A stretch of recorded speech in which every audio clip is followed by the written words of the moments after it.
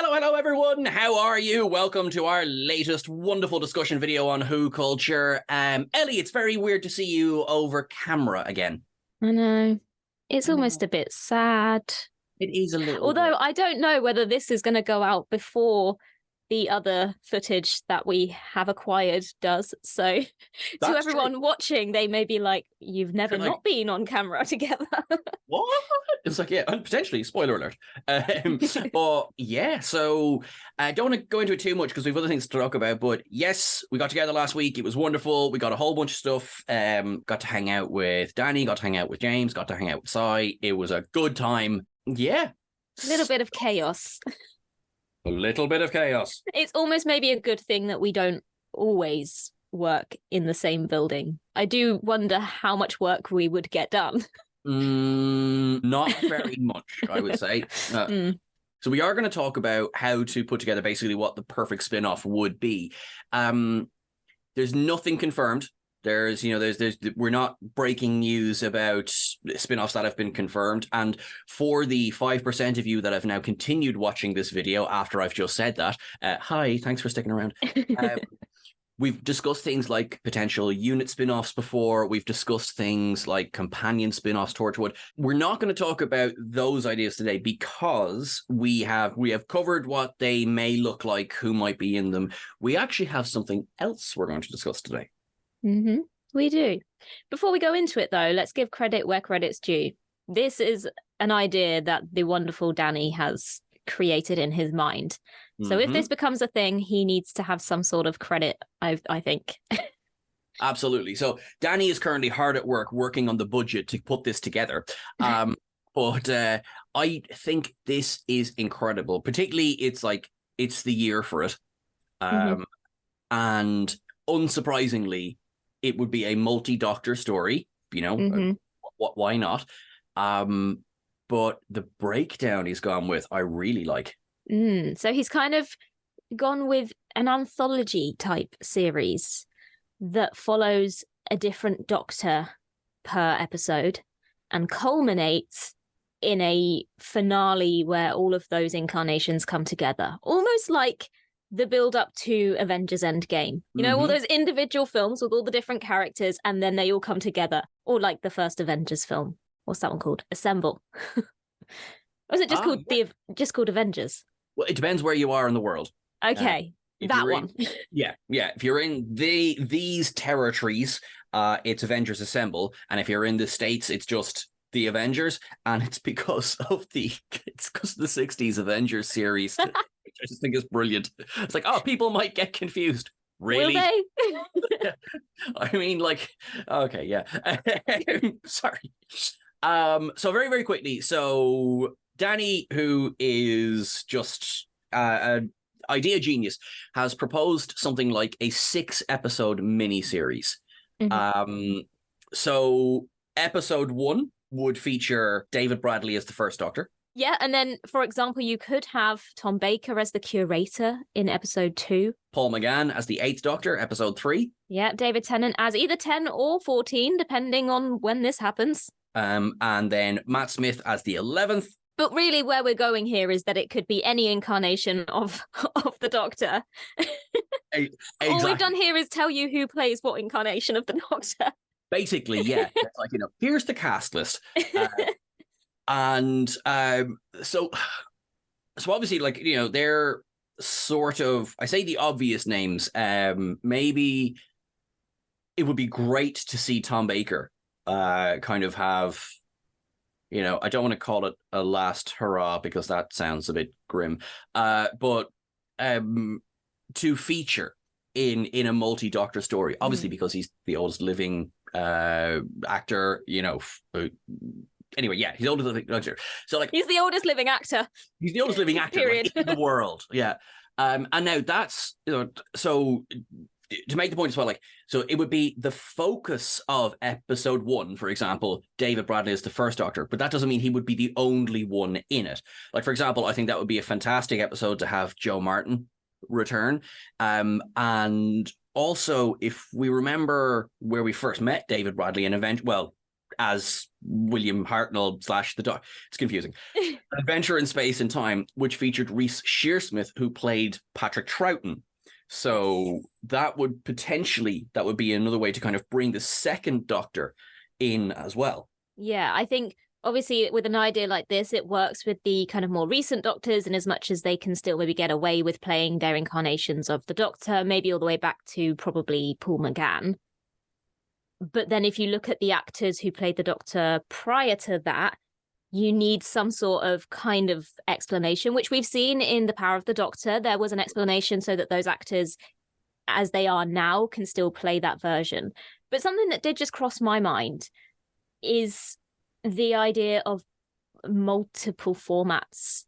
So you know that there is this kind of spin-off happening at the moment in the form of Doomsday, that's like a multi-platform, multi-format event that's happening. And so whether this would work or not, I'm not entirely sure, but you could potentially go with some sort of animation situation in which you could then have the voices, at least, of those actors in those incarnations without having to explain.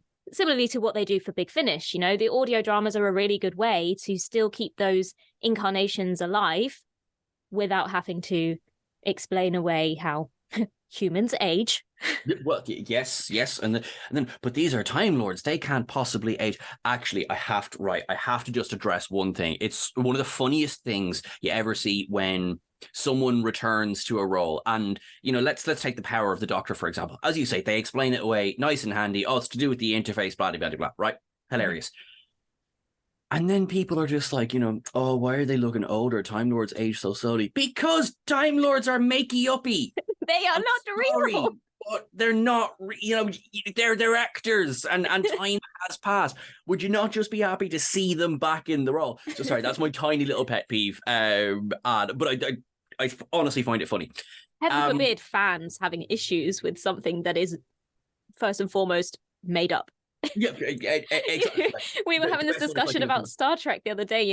I love the way that Tom put it. It was like, put the Splingo in the Splongo, and someone will go, well, that won't work. And it's like, these things are not real, right? Yeah, well, kind of, what are you doing moving that quickly? You can't possibly move at that level of warp.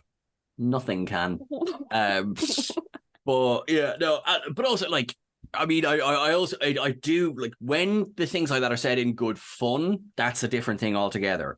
When people kind of focus on the things that maybe there's other things. That's the most unrealistic part of this. Not the aliens or the bigger on the inside spaceship or the robot dog. No. He looks older. That's not believable. Yeah, like 100%. Yeah.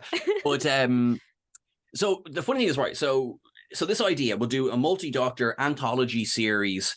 Now the fun thing is, where do you set it? Do you set it during the Time War? Which both would love to see, and also I feel that's been done in the Day of the Doctor. But I also feel like it's Doctor Who, so they could literally each be set in a completely different. They could all be set differently. It's a time travel show, so all you need is something that it's building towards that's at one point and it's almost affecting multiple timelines, and it's spread throughout time and space. So you've got the first Doctor in his years, and something happens, and you're like, almost like a villain like playing with the timeline. That would work. Yep. And then each incarnation of the Doctor is noticing some sort of change or variance happening here that's not. Basically, I'm explaining the MCU. Yeah, nice. Do you know what, actually, Joe, I would be very open to exploring, because I feel it was a good idea that wasn't realized well, is the Impossible Girl. Your connective thread could be Clara or someone like Clara who has met every incarnation of the Doctor. And at some point, well, the way she said it's like, sometimes you see me, sometimes you don't. And that's something to explore. Obviously, Ellie, I would never be against another character potentially filling that role and meeting every incarnation. Tell you what, though, I've said it before, I will always say it, it's never too late for a River Song spin-off. However, there has been a little bit of buzz because the Big Finish audio series, The Diary of River Song, is coming to an end. And that has given some people the idea that if the Diary of River Song is coming to an end, then does that mean that Alex Kingston is potentially stepping back into the role on screen? Or is there a conflict of interest here? Can she do both? I don't know. I'm clutching at straws, but I'm just hoping against hope. I get that, because that's actually just a good point. Like, I was watching an interview. I'll have to see if I can find it, but it's with Christopher Eccleston. And he's discussing, what brought him to Big Finish. And he is both refreshingly honest, as Christopher Eccleston always is, but he wasn't disparaging. There's maybe this idea that, kind of, geez, don't ask Chris about Doctor Who, that could go bad. But no, he said, number one, what brought me to Big Finish? Money. I'm a working actor. And I was like, fair enough. Appreciate the honesty. Come on, yeah. But then he said, look, the quality of the writing in Big Finish is one of the things that brought him back. He said he alluded to, he didn't go into it in detail, he alluded to, the unpleasantness during the show. So something like that, like having in this anthology series that, Danny has cooked up and we're trying to fill, having, I don't know, a Big Finish episode tie into that with River and Nine. I feel like we're making this into a very confusing series. Oh god! Oh yeah, this is like the MCU. It's like you've got to watch episodes 1 to 3, then you've got to go and find one episode of a Big Finish audio to fill in the gap there. Then go and find some sort of animation that's only available on YouTube, and then come back to episode 7. Yeah, I don't see a problem here. But yeah, I suppose it's because the fanboy in me is just like, everyone who's ever played the Doctor ever, let's find a way of fitting them in. Let's find a way of fitting the Peter Cushing Doctor in as well somehow. Yeah. And obviously, I'm not the first one to say it, but if we can get some sort of dump truck of money, drive it up to Sean Pertwee's house and get him to play the third Doctor, BBC's like, you've got Disney dollars now, BBC. Like, get which, to be fair, you can kind of see a little bit. I mean, as of recording today, there has been marketing released to tie in with the Barbie film. And that's not marketing. I mean, this is literally one franchise promoting another franchise. That's not something that we've really seen much of before. And maybe that does go to show that this budget of Disney kind of having a little bit of an influence there. And as far as I've seen, it's for the better so far. Yep, I totally agree. For the people who've been living under a rock and wondering, how the heck does that cross over? Ncuti Gatwa is, of course, in the Barbie movie, and I can't wait. I can't wait to see that film. Right, but back on topic. Oh, right, yeah, sorry. No, that's going to be another episode of this anthology, is Ncuti Gatwa's, Doctor explores the Barbie universe. I know, right? You see, now that I say it out loud. Yeah. But Danny has very kindly given us some reasons why this is the perfect spin-off. So first and foremost, the Doctor is the best character of the franchise. Everyone's got favorite characters, but it would not work without the Doctor. And so it kind of having a spin-off that still centers around that main character without being the main show is great. It's perfect. I agree. Where I think they need to be careful is when during the Moffat area, when it concentrated too much on the Doctor's name and, the mystery of that. I think there's a line basically at the end of the Day of the Doctor that sort of sums up that whole argument in such a way that, like, oh yeah, not the Day of the Doctor, sorry, the Time of the Doctor. It's like, what's his name? You're missing the point. He's the Doctor. And I thought, brilliant, done, that's it. And it could, because there was a little bit of maybe over-reliance on, like, the mystery box, and it keeps getting deeper and deeper, and how does this tie in? I love having a bit of mystery. I love having the Doctor's past be multiple choice. Personally, I don't want them to ever reveal his name, because nothing they can ever come up with will ever be it will never satisfy. Exactly. Yeah, like the fun is in the mystery. Yeah. It would just, and it makes me think that if they did ever reveal his name, it would be played out as a joke, like it's something really mundane and boring, and it would lose that power that it has by being such a big mystery. Yeah. So yeah, I totally agree. His name is the Doctor. Okay, it isn't his name, but That's how I choose to think. Okay, so another one is getting Matt Smith or Jodie Whittaker back for a full spin-off. This is a really good point. Probably will be really difficult because they're not so. I mean, Matt Smith is, but like Jodie Whittaker's not so long out of the role that she's, exploring other roles, other avenues as well. Yeah, they chose to leave when they did to stop putting their full attention to that role. Exactly. So they're not going to want to come back and do, unless they're David Tennant, they're not going to want to come back and do. Yeah, exactly. Like, David Tennant hears the sound of a camera being turned on near BBC and he's like, well, allons-y.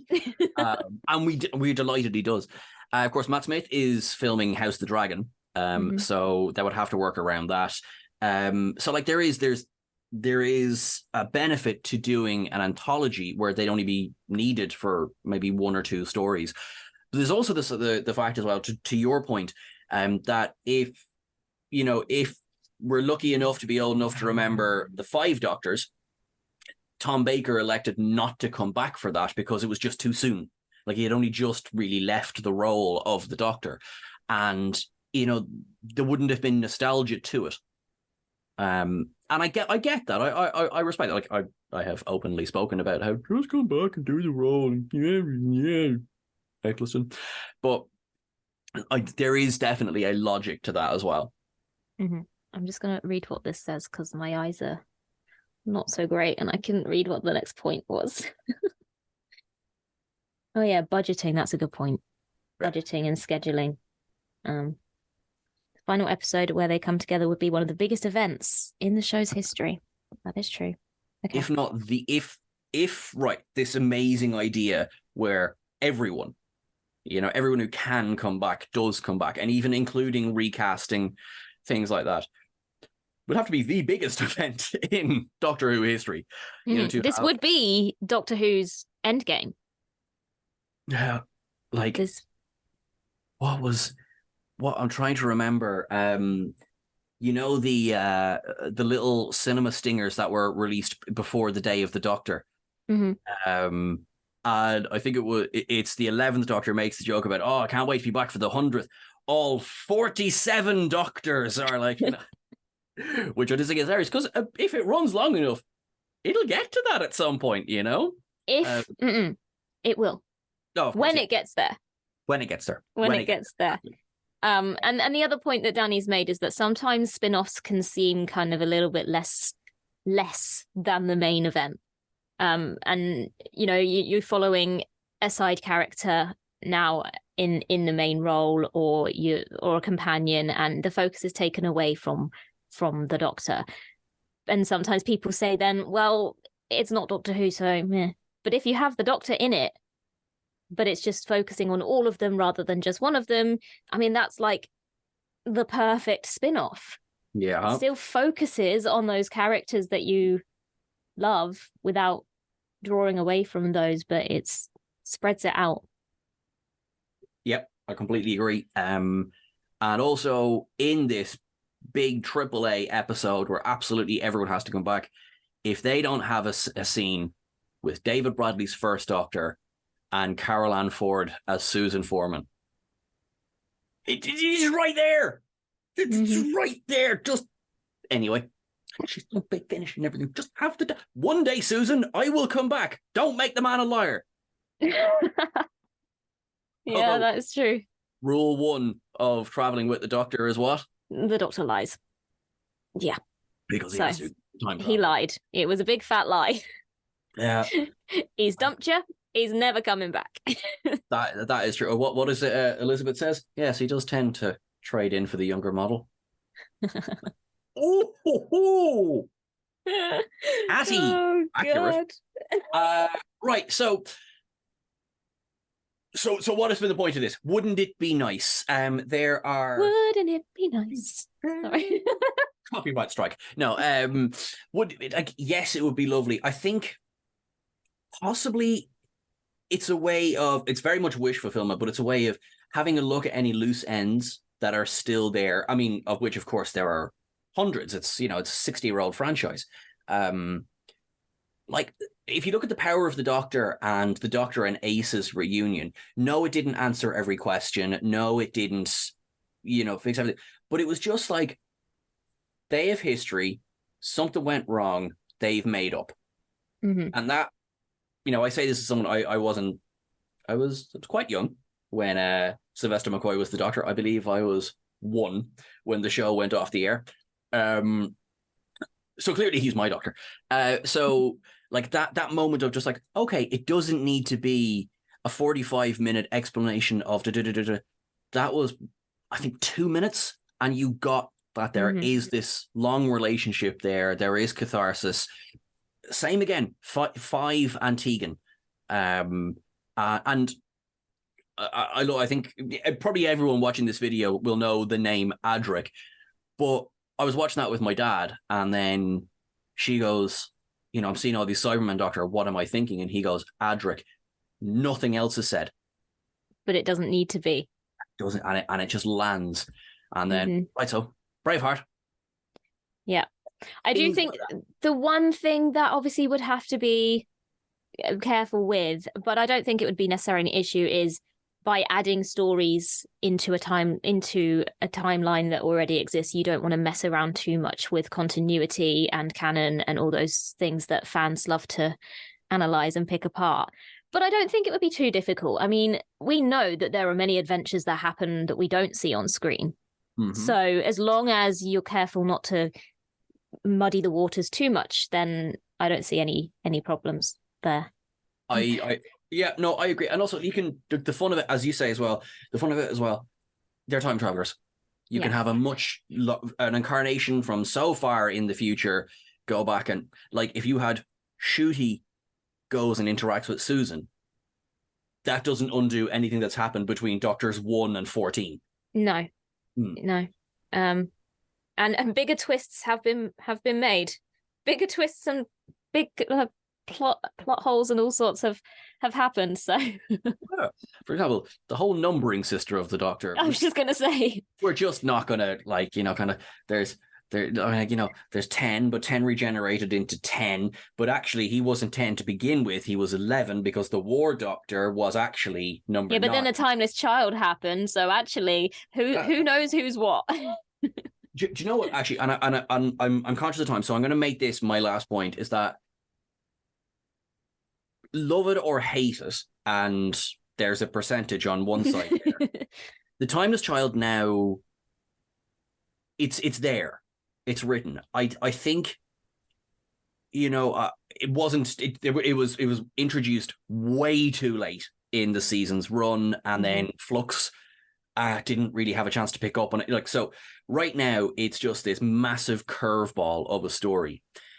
Whether they will address it or not, I really hope they do, because it's there now. It's there. So roll there. with it. Yeah. Fix it.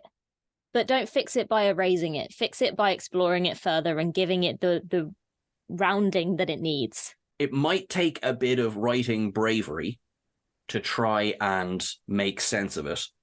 Or, simple as there's the first Doctor and then there's the Doctor who was first. Do you know what I've just thought? There's a spin-off. There's a way you could solve the Timeless Child situation. If you don't want it to impede too much more on the main show and you want to move away from it, there is your spin-off. The Timeless Child era. The story of who the Doctor was before William Hartnell. Yep.